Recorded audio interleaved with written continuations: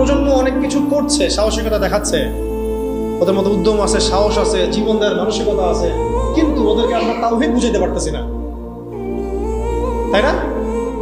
ওরা দেশপ্রেমে করতেছে, জালেমের বিরুদ্ধে দাঁড়াচ্ছে, জালেমের বিরুদ্ধে দাঁড়াই গেছে, তারা দেশপ্রেমের চেতনায় লালন করতেছে, অন্যায় সহ্য করতেছে না, সাহস দেখাচ্ছে, ওদের বুদ্ধি আছে, ওদের মাশাআল্লাহ ওদের ডেডিকেশন আছে, সবকিছু আছে। তাওহীদ বুঝাতে পারছি না আমরা যে এই কাজগুলো করতে হবে আল্লাহর জমিনে, আল্লাহর হুকুম কায়েমের জন্য, আল্লাহর জমিনে গণতন্ত্র কায়েম করার জন্য না, আল্লাহর জমিনে এই তথাকথিত জাতীয়তাবাদ আর ধর্মনিরপেক্ষতা কায়েম করার জন্য না।